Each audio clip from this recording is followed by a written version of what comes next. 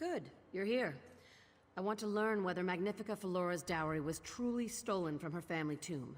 If it was, we find out who did. And if it wasn't, we complete the heist that Nicholas began. What's she gonna do? Send a second iron wheel? We return to Aldenobia Tomb, bypass the deadliest traps I've ever encountered, and then scour the treasure vaults for anything we can find. I appreciate the confidence, but too many good people died there the first time. We do this right, or we don't do it at all. Percius Loche can give us an edge. He's one of the few living people to set foot in Magnifica Felora's family tomb. Take Quen and collect him from his shop. Meet the rest of us on the road to Tanith by Prince's Gate. I guarantee Percius Loche is no friend of the Iron Wheel. He's expecting you at the Diamond Thimble. And he'll be insufferable if you keep him waiting. Nicholas thought his plan to steal the dowry was almost flawless. But almost won't bring our friends back. He didn't have the right people for the job, but I do. Nicholas knew of the dangers within, but not everything. There was a trap. I didn't understand how it worked. Not until it was too late. But this time, I know how it works, and I'll need you by my side to defeat it. Percius Loche once served Magnifica Felora. When she wore the clothes he designed, she was the envy of Tanith society. But there was a scandal, and he fled here, beyond Tanith's reach. I don't know exactly what happened, but I do know he blames her. She's the heir to the Aldenobia bloodline. Her eldest sister, Zarifa, wed King Faharajad. After Zarifa's death, Felora and the king grew close. But not close. They call her the Jewel of Tanith. Beautiful, cold, and hard as a diamond. Off to find Percius Loche. Meet you there, partner. Everyone else, pack for a long journey. I'll bring us home safe and sound. More promises you can't keep. This plan is unwise, a bit dangerous, but it isn't entirely reckless. As thieves, those are often the best plans we can have.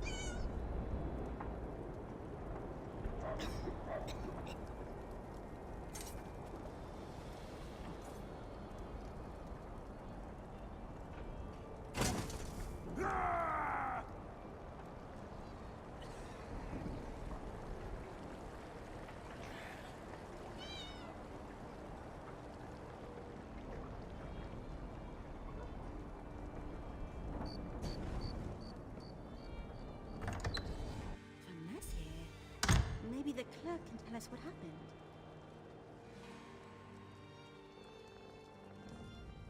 This doesn't look good. Maybe the clerk knows what happened to Percius Loche.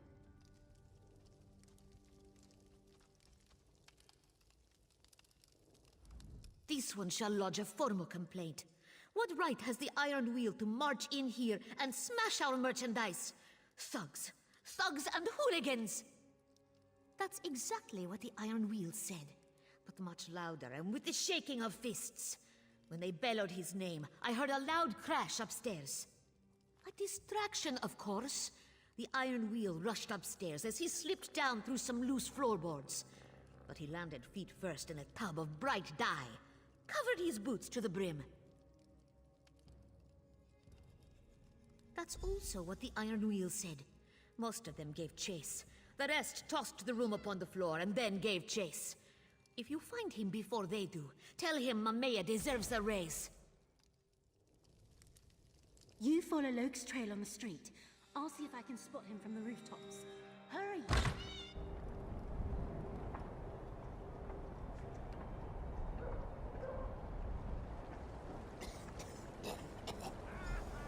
Hurry! The Iron Wheel are on his trail!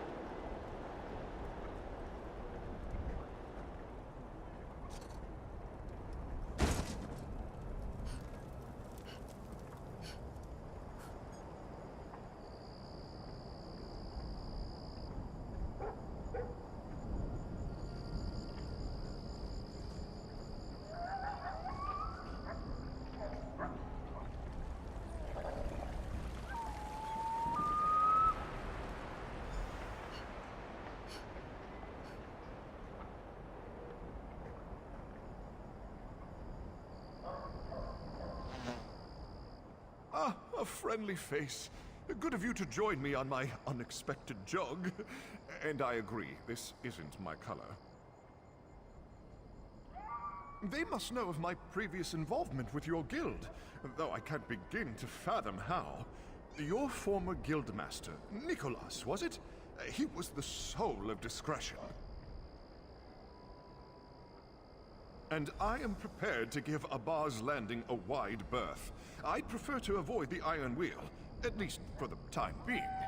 Zira mentioned a rendezvous by Prince's Gate, was it? I'd feel safer were someone to escort me there.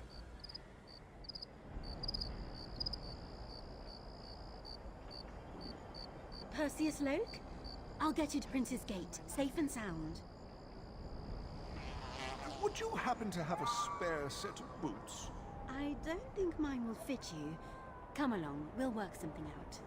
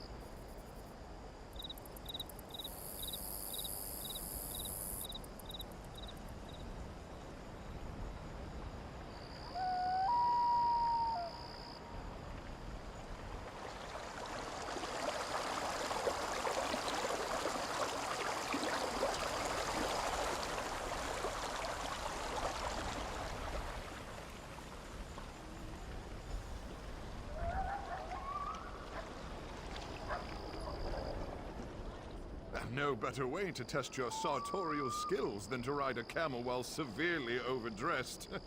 If the chafing is less than excruciating, you're a true master.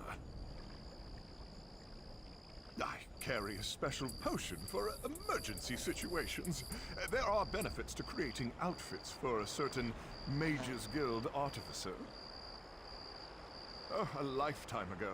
I don't speak of this matter, but you did save my life. I once served Magnifica Flora. I confess she became infatuated, but I could not possibly return her feelings. No, and there never will be. Needle, thread, and bolts of cloth are more fulfilling than time spent with any person. But Flora was young. During a family inspection of Aldenobia tomb, she brought me along, hoping to impress me with her family's wealth.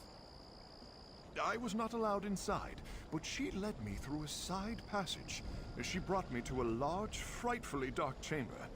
I could feel it breathing. It terrified me.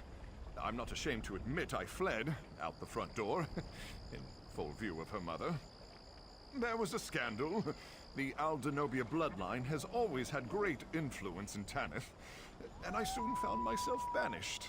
Not once did Flora speak on my behalf. I understood, of course. She was young and feared her mother, as most nobles do. No, she quite literally ruined my life's work. Had every one of the outfits I'd crafted for her burned in effigy. So, I am happy to share what I know of Aldenobia tomb, as I did with your Nicholas. Everyone's accounted for. Did you have any trouble? Then we leave for the Kingdom of Tanith. The route is tricky and we'll be considered bandits if we're caught. But getting to the tomb isn't what worries me. If anything happens, well, it won't. Because I can count on you. Ready? What about it? Devious traps, vicious guardians, and likely, at the end of it all, a vault full of dust. At least we won't have to worry about the Iron Wheel. I'd rather sit in the den with a bottle of wine and drink until Andari says I've had too much. But I'm in charge, so it doesn't matter what I think. It matters that we go.